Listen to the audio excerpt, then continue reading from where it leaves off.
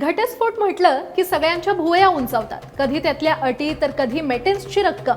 घटस्फोटात वाद होतात ते मुलांच्या कस्टडीवरून किंवा पोटगीच्या रकमेवरून. पण पुण्यात एक घटस्फोट 3 वर्ष लांबला, तोही पोपटामुळे. हो, पोपटामुळे. झालं असं की पतीनं पत्नीला लग्नाच्या आधी आफ्रिकन पोपट गिफ्ट दिला होता. लग्नाच्या काही वर्षानंतर त्यांच्यात वाद सुरू झाले. वाद भांडणं एवढी वाढली की शेवटी हे प्रकरण घटस्फोटापर्यंत गेलं.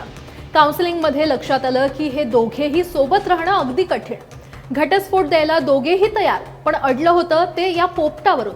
पतीनं आफ्रिकन पोपट परत देणार असेल तरच घटस्फोट देणार अशी अटच घातली. तर पत्नी देखील पोपटाचा ताबा सोडायला तयार नव्हती. सोबत तर दोघेही राहू शकत नव्हते. भांडणं बघता घटस्फोटाशिवाय पर्याय नव्हता. पण पोपट कुणाकडे जाणार इथेच गाडी अडली होती. शेवटी पत्नीची समजूत घालण्यात काउन्सिलरला यश आलं आणि पत्नीनं पतीला आफ्रिकन पोपट परत करायला होकार दिला आणि अखेर घटस्फोट झाला. 2019 मध्ये सुरू झालेला हा संसार 2023 संपता संपला. पण जोडप्यांमध्ये कशावरून भांडणं होऊ शकतात आणि किती टोकाची भांडणं होऊ शकतात हेही नव्यानं कळलं. घटस्फोट आता नवीन नाही, पण पोपटामुळे गाजलेला हा घटस्फोट अनेकांच्या लक्षात राहील. तुम्हाला याबाबत नेमकं काय वाटतं मला कमेंटमध्ये नक्की कळवा.